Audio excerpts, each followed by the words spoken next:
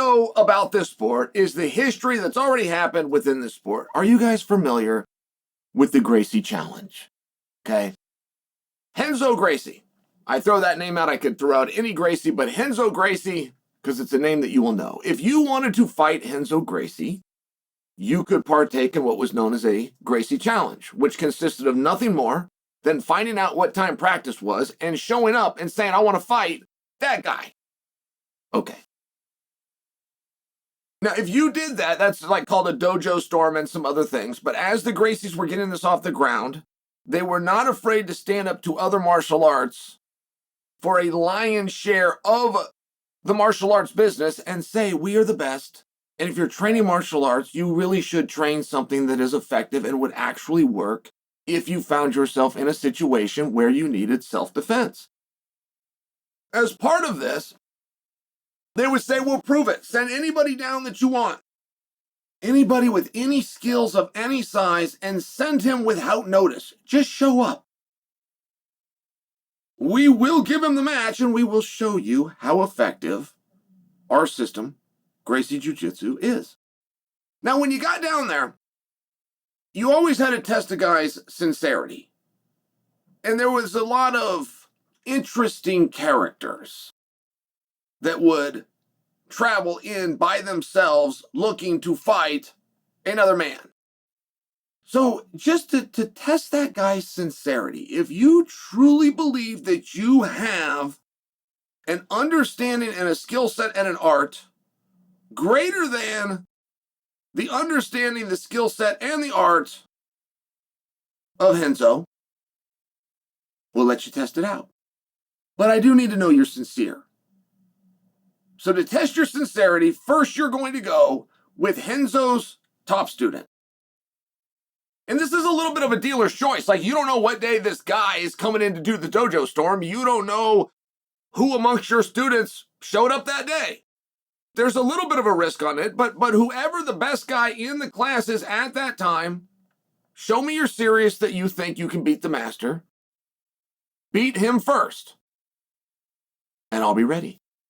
And that happened. And guys did get all the way to Renzo. And guys did get all the way to Horian. It's true. Now, the theory behind it is very pure. The theory behind it is very simple. I get that the action of two guys with no problem fighting over the sake of who's better at fighting. I understand that that's some pretty tough language. But there's something very wholesome about the idea that I taught this guy, so you're going to try to beat this guy. Everything this guy knows, he learned from me, but I haven't shown him everything that I know. So just let me know that you're sincere and that you actually mean it and deal with him first. Okay.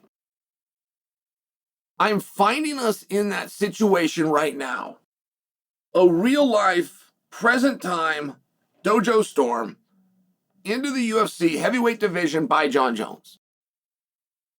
Jon is not back training for one. Jon says that he's back training. Jon does not want to fight Tom Aspinall, according to Jon. My only evidence to make that statement is that Jon was offered a fight with Tom Aspinall, and Jon said no. Now, if they get to the White House, is there a scenario where Jon's opponent is not Tom? And I don't know that if you say, yeah, Tom might lose to Surreal, I don't know that it changes my question. It would seem as though if there's a boogeyman in that division and no amount of money, and Madison Square Garden itself and the O2 Arena itself were not seductive enough to bring you back, but a one-off show in the nation's capital, done outside, possibly in the rain, that's just the one you're looking for. All right. All right, fair enough, but does it have to be a championship match? As a matter of fact, let me back off from that. Can it be a championship match? Whether it's Surreal or Tom, whatever's going on in the division at that point, can it be just anybody, or does it have to be Tom? And if it is Tom, and Tom is champion, you now have a world title main event at the White House. Something very special, something very unique, but it would come back to the essence of the Gracie challenge, which is no matter how good you are, and we're going to find that out in just a moment. We're going to find that out publicly in just a moment. Before we find out how good you are, I need to know that you have sincerity and that you believe in what you're saying.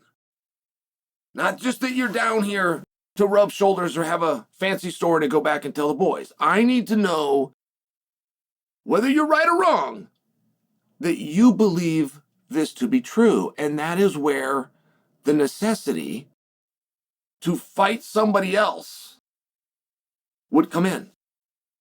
The last thing that you would want to do. The last thing that you want to do, what's being advertised to you guys, is to book Jon Jones for a card like the White House card and then have Jon pull out. That's not the worst thing.